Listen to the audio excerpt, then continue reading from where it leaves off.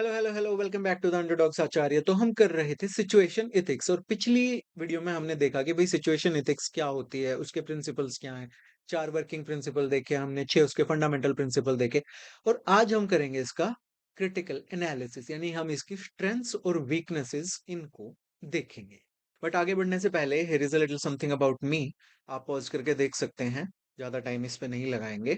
But lecture शुरू करें उससे पहले मेरी आपसे एक छोटी सी रिक्वेस्ट है, प्लीज लाइक शेयर सब्सक्राइब कर दो, नोटिफिकेशन आइकन दबा दो, शेयर तो जरूर कर देना। बिकॉज मेरे अभी सब्सक्राइबर कम है, तो इससे मेरी बहुत हेल्प हो जाती है।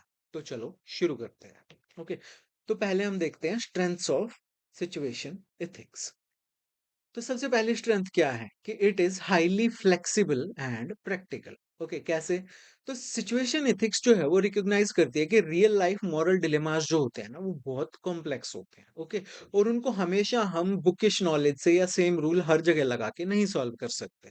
तो ये क्या करता है, ये डिसीजन मेकर्स को एम्पावर करता है कि वो अपने एक्शंस को इस तरह से अडेप्ट कर सके स्पेसिफिक सर्कमस्टांसिस में, कि वहां पे आप सेल्फलेस लव को गाइडिंग प्रिंसिपल लेके बेस्ट मॉरल प्रैक्टिकल डिसीजन पे आ सको। सो इससे क्या होता है कि सिचुएशन एथिक्स जो है ये ज्यादा प्रैक्टिकल हो जाती है then the ethical theories like deontology और वर्च्यू एथिक्स और यूटिलिटेरियनिज्म और टेलियोलॉजी, जिनमें कि हमें कोई एक्सेप्शंस की गुंजाइश ही नहीं बचती है।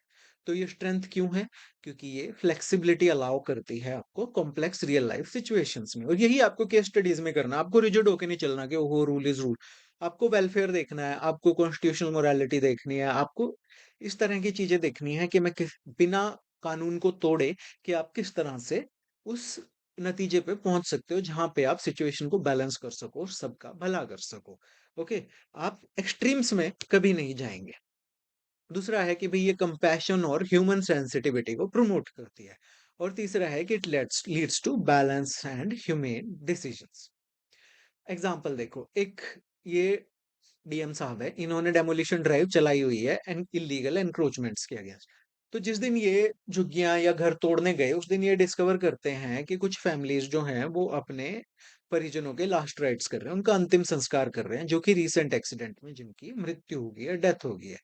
ऑल दो अगर ये उस दिन भी घरों को डिमोलिश करते हैं तो he is not legally wrong, but ये उसको पोस्टपोन कर देते हैं कुछ दिन के लिए आउट ऑफ कंपैशन, ताकि ये जो सिचुएशन है इसमें इस तरह का एक्शन ना लेना पड़े। ये कहते हैं I demolish the illegal encroachments later. आज आपकी सिचुएशन इस तरह की है, so today out of compassion I am not following the rule, not following the law. तो यहाँ पे गाइडिंग प्रिंसिपल जो है इनका वो है agape, that is selfless love, यानी कि इनका जो डिसीजन है वो केयर, अंडरस्टैंडिंग और कंपैशन से ड्रिवन है। और ये एक बैलेंस्ड अप्रोच लेके चले हैं जिसमें एक्शन जो है उसको इन्होंने इग्नोर नहीं किया है कि चलो मैं घर नहीं, मतलब जो इलीगल कंस्ट्रक्शन है वो नहीं तोड़ूंगा। बट इन्होंने ह्यूमन कॉन्टेक्स्ट और उस टाइम की जो ग्राउंड रियलिटी है उसके अकॉर्डिंग अपने आप को अडेप्ट किया है।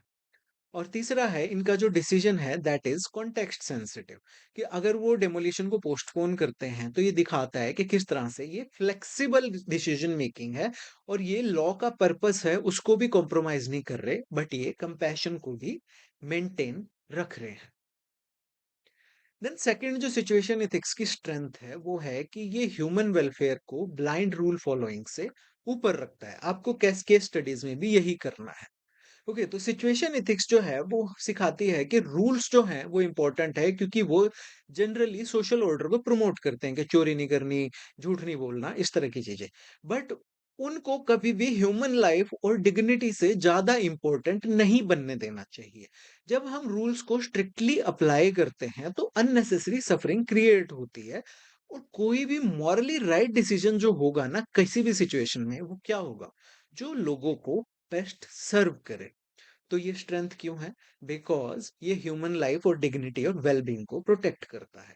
ये इंश्योर करता है कि पब्लिक सर्विस में कंपैशन के लिए जगह बनी रहे। ये इनह्यूमैनिटी को भी प्रिवेंट करता है जो कि रिजिड रूल्स से आती है। अब हम एग्जांपल देखते हैं। ये गवर्नमेंट शेल्टर है, ओके, इसकी कैपेसिटी मान लो 100 लोगों की है।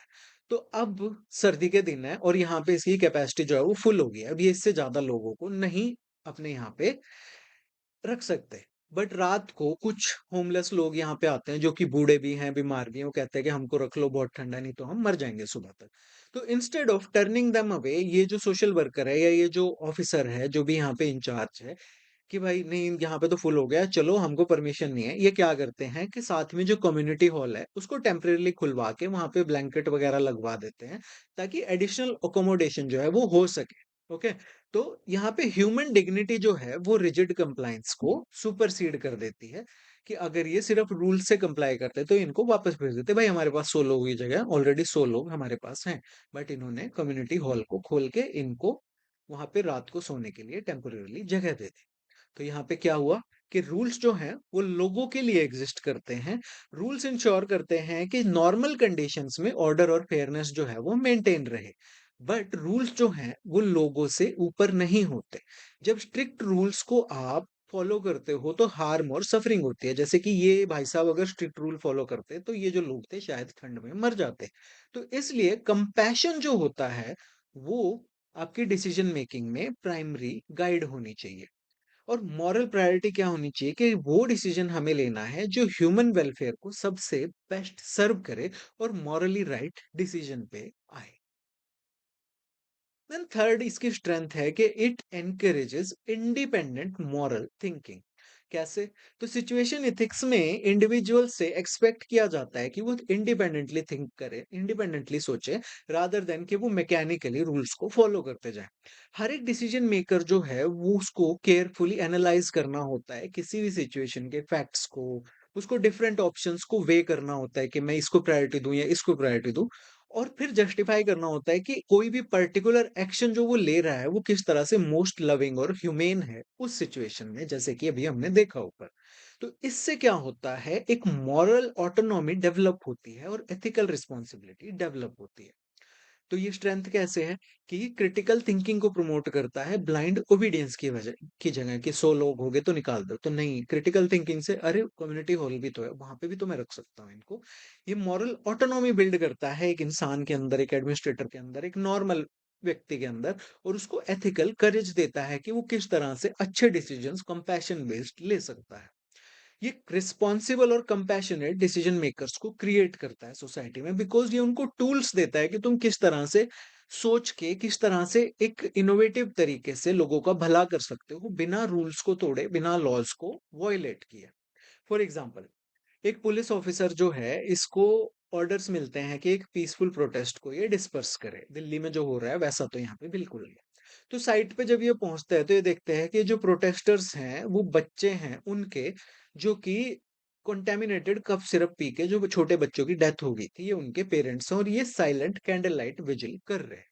तो instead of immediately using force, ये क्या करते हैं, इनसे बातचीत करते हैं, मीटिंग अरेंज करते हैं डिस्ट्रिक्ट ऑफिशियल्स के साथ, और पब्लिक ऑर्डर को पीसफुली मेंटेन रखते हैं। तो rather than blindly obeying the orders, officer exercises independent ethical judgement, कि ये नहीं है जाते कह दिया मारो भाई लठ इनके, उठाओ इनको यहाँ से, नहीं, ये देखते हैं कि यार इनके बच्चे पहले ही मर चुके हैं, ओके, ऊपर से मैं भी इनको लठ मारूंगा, तो दैट इज नॉट राइट। तो ये क्या करते हैं, ये इनसे बातचीत करके सिचुएशन को सॉल्व करते हैं। ओके? तो इन्होंने क्या किया, इंडिपेंडेंट मॉरल थिंकिंग कैसे हुई कि इन्होंने सिचुएशन को समझा, उस सिचुएशन के फैक्ट्स को गैदर किया, फिर इन्होंने उन ऑप्शंस को वे किया कि भाई यहाँ पे लठ मारना इज नॉट राइट, बहुत ही गलत बात है, ये लोग ऑलरेडी दुखी हैं, ओके, और उस सिचुएशन का इम्पैक्ट इन्होंने इवेल्युएट किया कि क्या हो सकता है। फिर उन्होंने जो मोस्ट लविंग एक्शन है उसको चूज किया, जिससे ह्यूमन डिग्निटी जो है वो मेंटेन रहे, कि इन्होंने इनसे बात की, ओके, डिस्ट्रिक्ट अथॉरिटीज को लेके आए, सब कुछ इन्होंने किया, और फिर इन्होंने जस्टिफाई एंड टेक रिस्पॉन्सिबिलिटी, इन्होंने अपने डिसीजन को एक्सप्लेन किया और कहा कि I am accountable for the outcome. तो आउटकम क्या हुआ यहाँ पे, he maintained peace, upholds justice and protects human dignity. Okay? Then fourth is it is well suited to modern ethical challenges. कैसे? अब देखो, जो आजकल बहुत सारे एथिकल चैलेंजेस हैं उसमें कंपीटिंग वैल्यूज जो हैं वो एक दूसरे से कॉन्फ्लिक्ट करती हैं, और यहाँ पे हमको क्लियर राइट और रॉन्ग चॉइसेस का नहीं पता होता।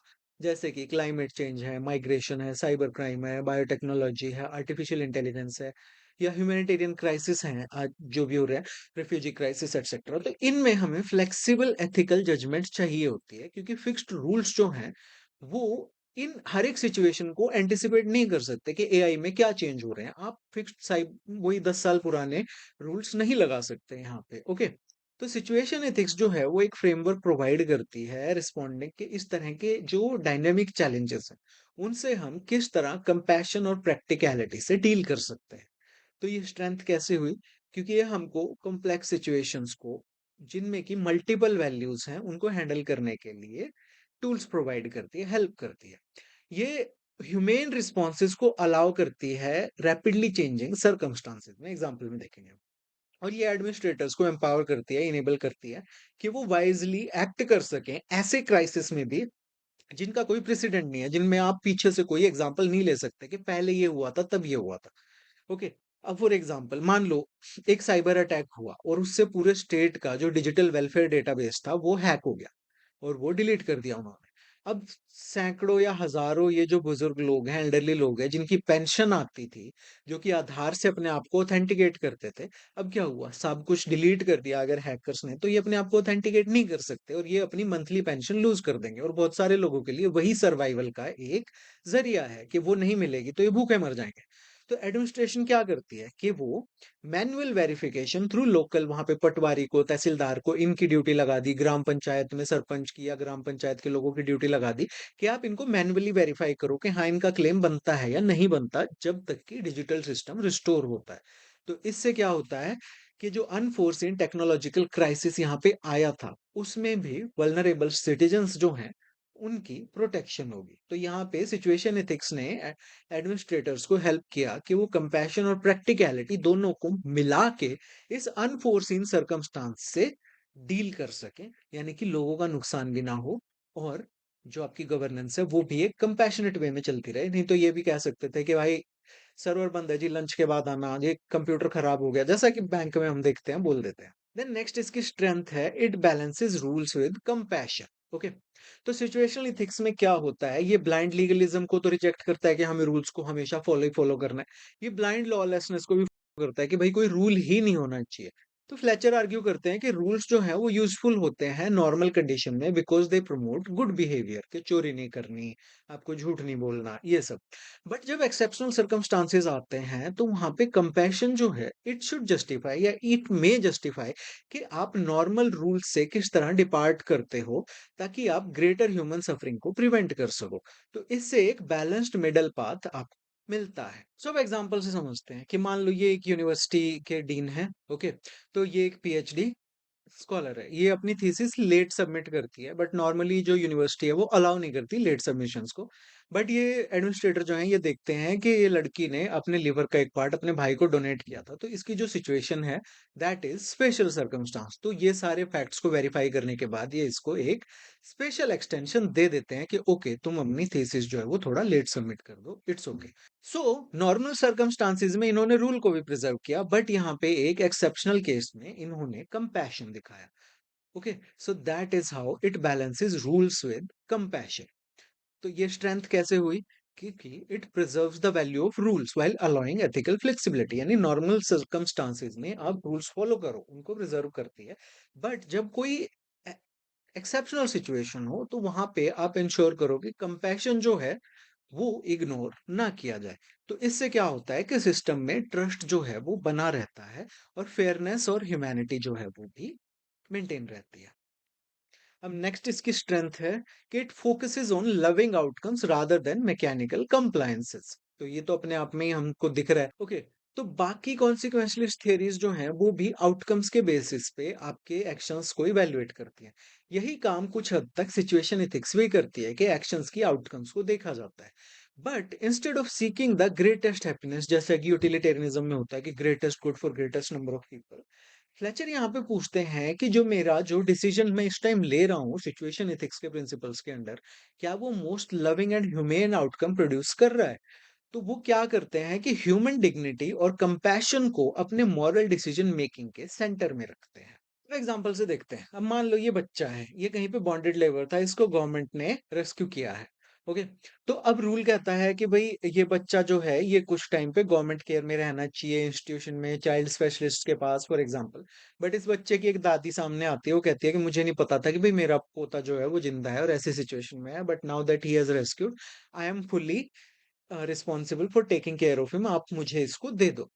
तो अगर ये सिर्फ रूल फॉलो करेंगे तो कहेंगे नहीं भाई इतने दिन तो एटलीस्ट इसको गवर्नमेंट की केयर में रहना पड़ेगा एटसेट्रा एटसेट्रा। बट ये ऑफिसर हैं, ये क्या करते हैं, ये दादी की फाइनेंशियल सर्कमस्टांसेस देखते हैं कि क्या वो उसके लिए प्रोवाइड कर सकती हैं, उनकी काउंसलिंग करते हैं ताकि वो बच्चा दोबारा अच्छी तरीके से फैमिली में रिहेबिलिटेट हो सके, और उस बच्चे को दादी के साथ भेज देते हैं because that is more emotionally nurturing. तो ये स्ट्रेंथ कैसे हुई? बिकॉज यहाँ पे रिजिड रूल फॉलोइंग की जगह इन्होंने केयरिंग और कंपैशनेट रिजल्ट्स पे फोकस किया। इन्होंने ह्यूमन डिग्निटी को अपहोल्ड किया, बच्चे की भी और उसकी दादी की भी, और उनके इमोशनल वेलबींग का ध्यान रखा। और इन्होंने इंश्योर किया कि जो एथिकल डिसीजन है इनका वो एक पॉजिटिव ह्यूमेन इम्पैक्ट क्रिएट करे लोगों की लाइफ पे, in this case this child and his दादी। तो यहाँ पे गाइडिंग प्रिंसिपल अगेन इनका क्या था? Selfless love, that is agape. क्योंकि इनका डिसीजन जो था वो केयर, अंडरस्टैंडिंग और कंपैशन से ड्रिवन था, मैकेनिकल रूल फॉलोइंग से ड्रिवन नहीं था। इन्होंने एक बैलेंस्ड अप्रोच ली क्योंकि इनकी जो आउटकम्स थी उनको इन्होंने इवैल्यूएट किया कि मैं रूल्स भी ना ब्रेक करूं। तो इन्होंने दादी की काउंसलिंग की, उनकी जो फाइनेंशियल कंडीशन है वो देखी, उनको कहा कि आप इसको रेगुलर यहाँ पे लाते रहना ताकि हम सिचुएशन को असेस करते रहें। और इन्होंने बच्चे को दादी के साथ जाने भी दिया because it was loving and more humane approach. तो यहाँ पे इन्होंने कॉन्टेक्स्ट सेंसिटिव डिसीजन लिया कि इन्होंने सिर्फ रूल्स पे फोकस नहीं किया, इन्होंने फोकस किया कि वो truly benefits and nurtures the human beings, in this case this child and इसकी दादी, in their unique context. So that's how it promotes loving outcomes rather than mechanical compliances. तो ये तो थी इसकी स्ट्रेंथ्स। अब हम देखते हैं इस सिचुएशन एथिक्स की लिमिटेशंस। ओके। तो सबसे पहली लिमिटेशन क्या है कि it is very subjective and वेग। कैसे? तो सिचुएशन एथिक्स हमसे पूछती है कि आप, हमको कहती है कि जो सबसे लविंग थिंग है आप वो करो। बट अलग-अलग लोगों के अलग-अलग आइडियाज हो सकते हैं कि क्या उस सिचुएशन में मोस्ट लविंग थिंग होगी।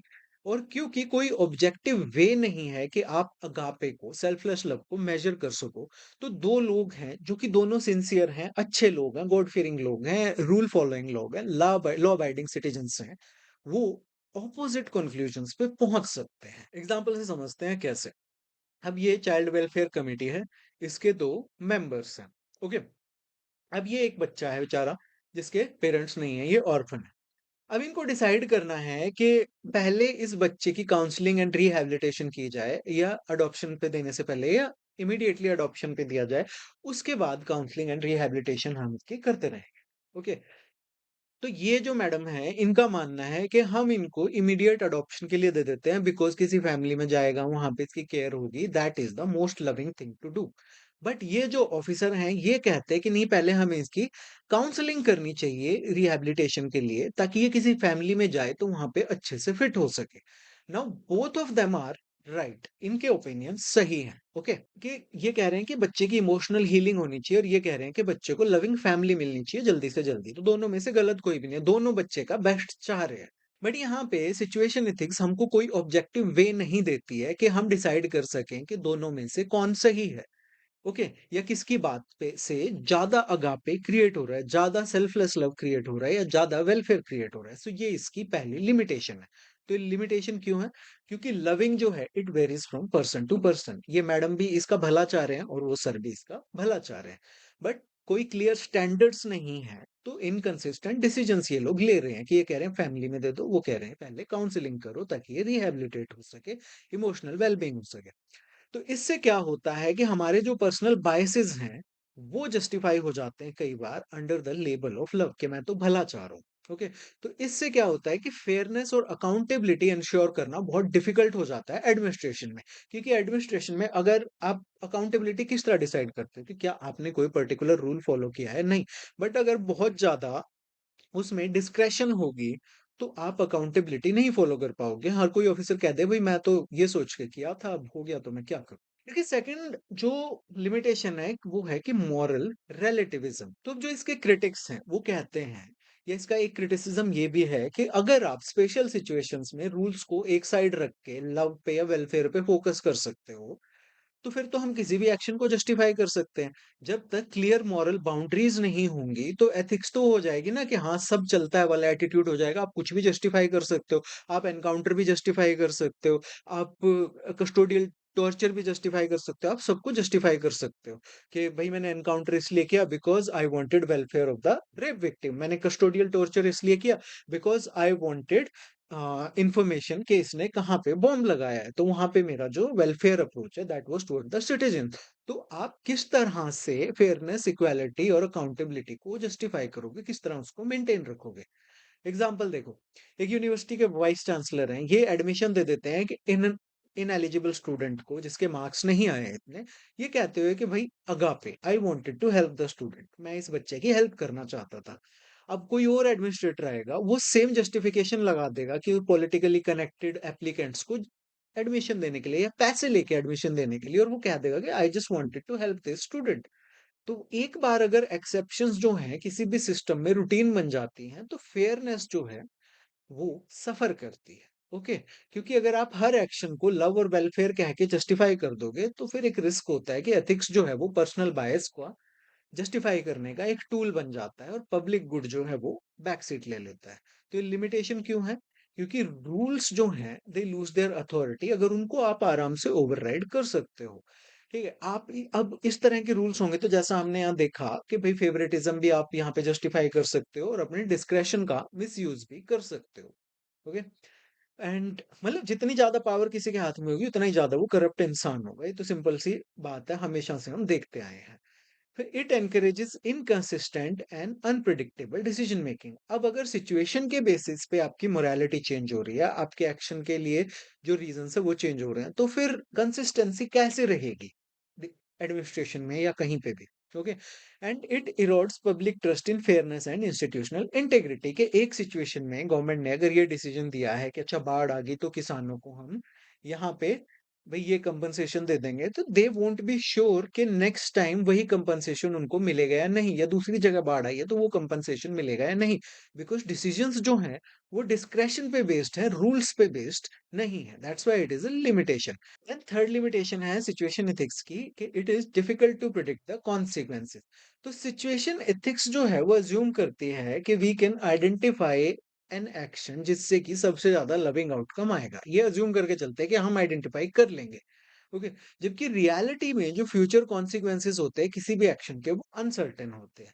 एक डिसीजन जो कि लोगों की हेल्प करने के लिए उसकी इंटेंशन ये थी कि इससे लोगों की हेल्प होगी, उससे बहुत ज्यादा हार्म क्रिएट हो सकता है। फॉर एग्जाम्पल ग्रीन रेवोल्यूशन किस लिए लाए थे? कि ज्यादा से ज्यादा लोगों को अनाज खाने को मिल सके, बट लॉन्ग रन में क्या हुआ उसका कॉन्सिक्वेंस? कि वहां की जमीन की जो फर्टिलिटी थी वो खत्म हो गई है, वाटर लेवल जो है वो नीचे चला गया है, एमएसपी अब इस तरह का एक फंदा बन गया है गवर्नमेंट के गले में कि वो उसको नहीं हटा सकते। अब एग्जाम्पल से देखते हैं कि ये जो फार्मर्स हैं ये ड्राउट अफेक्टेड है, इनके यहाँ सूखा पड़ गया, तो स्टेट गवर्नमेंट जो है वो वेरिफिकेशन प्रोसीजर्स को रिलैक्स कर देती है कंपनसेशन के लिए। ओके, और पेमेंट्स जो है वो रिलीज कर दी जाती है कुछ ही दिनों में कि इनका भला हो जाएगा, गरीब किसान है, फसल मर गई है, क्या खाएंगे। बट बाद में जो इन्वेस्टिगेशन होती है वो रिवील करती हैं कि बिकॉज ये वेरिफिकेशन प्रोसीजर्स को रिलैक्स कर दिया गया था, तो बहुत सारे फॉल्स क्लेम्स जो है उनको फाइल किया गया, और जो फंड्स जेन्युइन फार्मर्स के लिए अवेलेबल थे इसकी वजह से वो साइफन ऑफ हो गए और वो किसी पॉलिटिशियन के अकाउंट में चले गए या किसी ऑफिसर के अकाउंट में चले गए। तो डिसीजन किससे शुरू हुआ था? कंपैशन से। बट हुआ क्या? अनइंटेंडेड जस्टिस, करप्शन, ये सब। तो क्या मतलब हुआ कि जो आपके वेल इंटेंडेड डिसीजंस हैं उनके भी अनप्रिडिक्टेबल कॉन्सिक्वेंसेस हो सकते हैं, क्योंकि ये हमेशा पॉसिबल नहीं होता कि हम अपने डिसीजंस के लॉन्ग टर्म इम्पैक्ट्स को फोरसी कर सके, देख सके कि भाई इसका फ्यूचर में क्या इम्पैक्ट होगा। तो ये लिमिटेशन क्यों हुई? क्योंकि फ्यूचर इम्पैक्ट्स जो हैं वो हम श्योरली नहीं बता सकते कि हमारे एक्शन का क्या फ्यूचर इम्पैक्ट होगा। गुड इंटेंशंस जो हैं उनसे भी बुरे कॉन्सिक्वेंसेस आ सकते हैं, बिकॉज लाइफ इज अनप्रिडिक्टेबल। और इसकी वजह से हम बेशक लव और कंपैशन से एक्ट कर रहे हैं तो भी हार्म हो सकता है। और इससे जो अकाउंटेबिलिटी है या डिसीजन मेकिंग की इवैल्यूएशन है, वो बहुत मुश्किल हो जाती है बिकॉज़ एवरीवन कैन से कि भई हमने तो भला करने के लिए रूल्स रिलैक्स किए थे। देन फोर्थ है it can be misused for justify wrong doing क्योंकि थ्योरी जो है वो हेवीली डिपेंड करती है आपकी पर्सनल जजमेंट पे कि आप कंपैशन से एक्ट करो। तो क्या होगा? अब सब लोग ऑनेस्ट तो नहीं है, तो डिसऑनेस्ट लोग जो हैं वो इसको मिसयूज कर सकते हैं ये क्लेम करके कि भाई उनके जो अनएथिकल एक्शंस है दे वर मोटिवेटेड बाय कंपैशन और पब्लिक इंटरेस्ट कि हमने तो लोगों का भला करने के लिए किया था। तो इससे इसके अब्यूज की अपॉर्चुनिटीज जो हैं वो क्रिएट हो जाती हैं unless strong accountability measures exist.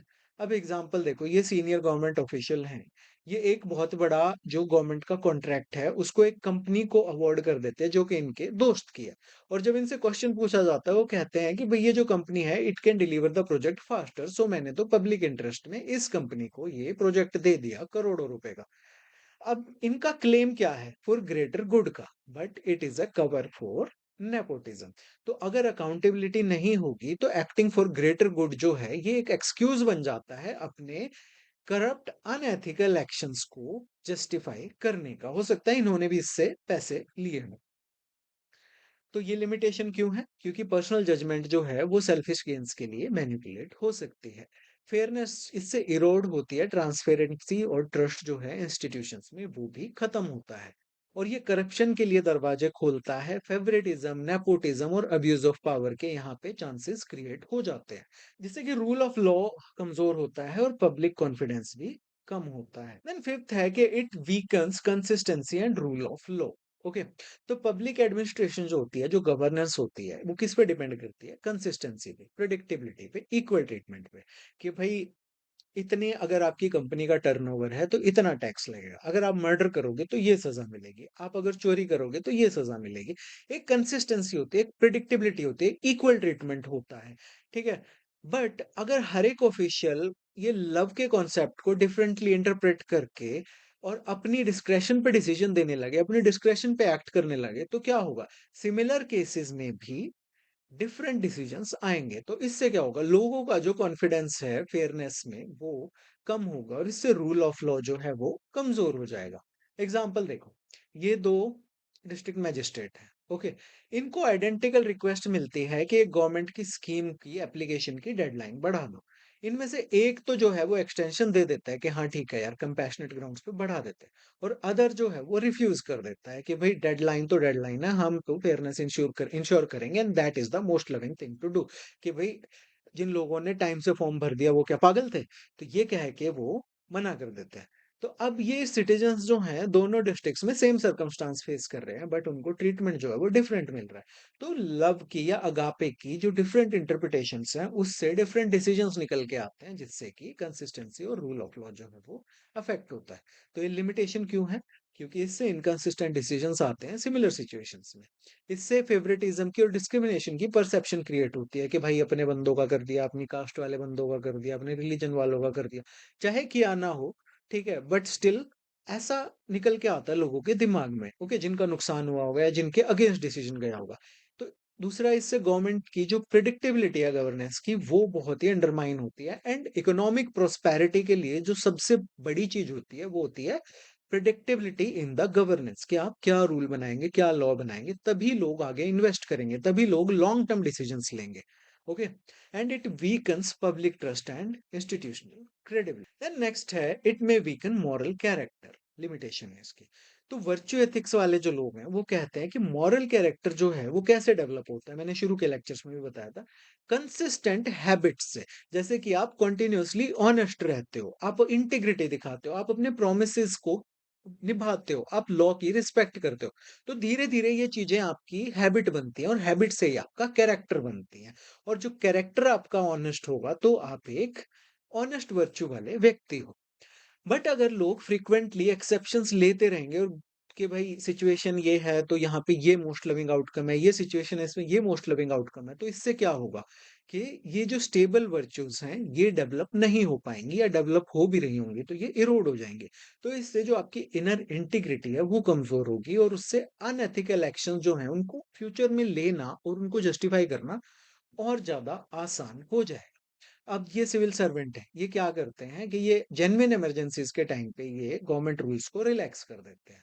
But बार-बार ऐसा करने पे ये ऑफिसर जो हैं, ये प्रोसीजर्स को रिलैक्स जब करते हैं, तो फिर पॉलिटिकल इवेंट में भी रिलैक्स कर दिया, वीआईपी विजिट में भी रिलैक्स कर दिया, एडमिनिस्ट्रेटिव कन्वीनियंस के लिए रिजेक्ट कर दिया, वो सॉरी रिलैक्स कर दिया। तो इससे क्या होता है कि ये जो एक्सेप्शनल एक्ट ऑफ कंपैशन है ना, ये जनरली इनकी हैबिट बन जाता है कि ये एस्टेब्लिश्ड प्रोसीजर्स को इग्नोर कर सके कि यार ठीक है तब भी तो किया था तो अब भी कर देते हैं। तो एक्स शुरू कब किया था? इमरजेंसी में, बट फिर शुरू मजबूरी में किया था और बाद में मजा आने लग गया। तो हाँ, पॉलिटिकल इवेंट, वीआईपी विजिट या एडमिनिस्ट्रेटिव कन्वीनियंस के लिए भी ये रूल्स को रिलैक्स करने लग गए। तो इससे क्या हुआ? Routine negligence, weakening of virtue, integrity and moral character, ये सब अफेक्ट होते हैं। तो ये लिमिटेशन क्यों है? क्योंकि वर्च्यूज जो है वो रिपीटेडली राइट एक्शन जब हम करते हैं तो उससे बनते हैं। अगर आप बार-बार एक्सेप्शंस करो लगाओगे अपनी एथिक्स को, अपनी मोरालिटी को आप बार-बार एक्सेप्शंस के बेसिस पे प्रैक्टिस करोगे, तो उससे इंटीग्रिटी और सेल्फ डिसिप्लिन जो है वो इरोड हो जाते हैं। वो कहते हैं ना, एक बार चोरी करने की आदत पड़ गई तो पड़ गई, एक बार झूठ बोलने की आदत पड़ गई तो पड़ गई, एक बार किसी को चीट करने की आदत पड़ गई तो पड़ गई। तो वो वाला ही यहाँ पे लॉजिक लगता है। तो इससे क्या होता है कि आप अपनी रॉन्ग एक्ट्स को भी रैशनलाइज़ कर देते हो कि अच्छा मैंने तो ये इसलिए किया था, पहले भी तो इसलिए किया गया था, कांग्रेस ने भी तो ये किया था, बीजेपी ने भी तो ये किया था, तो ये होना शुरू हो जाता है। और इससे वीक मॉरल कैरेक्टर जो है ये पब्लिक सर्विस और ट्रस्ट को हार्म करता है। तो इस लेक्चर का पीडीएफ डाउनलोड करने के लिए आप मेरे टेलीग्राम चैनल पे जा सकते हैं। अगर टेलीग्राम को गवर्नमेंट बैन कर दे दोबारा से तो ये मेरा व्हाट्सएप का चैनल है, इसको भी ज्वाइन कर लेना। अगर आपका कोई क्वेश्चन है तो आप मुझे ये बीच में जो इंस्टाग्राम का क्यूआर कोड दिया हुआ है इस पे जाके मुझे फॉलो करके आप अपना क्वेश्चन पूछ सकते हैं। So you are watching the underdogs Acharya, my name is Rao Anoop Singh and like कर दो, शेयर कर दो, सब्सक्राइब कर दो और नोटिफिकेशन आइकन दबा दो। Thank you for watching, have a great day.